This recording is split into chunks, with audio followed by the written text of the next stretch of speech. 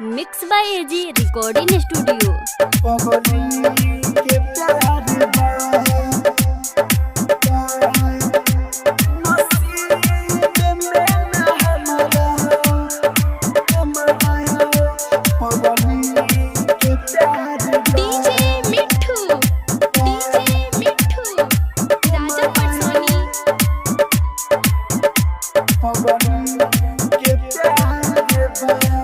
शिकायते नया पना दिल से तनिको रे यार बा। शिकायते नया पना दिल से तनिको रे यार बा। नसीब में ना हमारा पगली के प्यार बा। शिकायते नया पना दिल से तनिको रे यार बा। नसीब में ना हमारा पगली के प्यार बा। नसीब में ना हमारा पगली के प्यार बा। Mix by AG recording studio. के प्यार बा।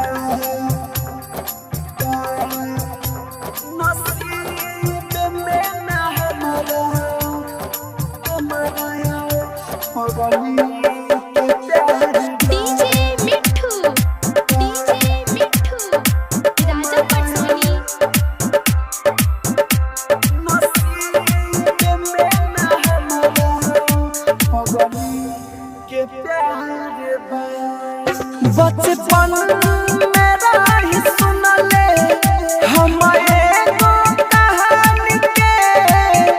बचपन मेरा ही सुन ले हम एगो कहानी के। दुल्हन बना के ले जाला राजा ही रानी के।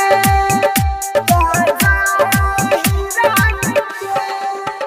हमारा लगे न बंगला गाड़ी न कारबा। हमारा लगे न बंगला गाड़ी न कारबा। नसीब में न हमारा पगली के प्यार बा। नसीब में न हमारा पगली के प्यार बा। आप सुन रहे हैं एजी एंटरटेनमेंट की धमाकेदार प्रस्तुति। नसीब में ना हमारा पगली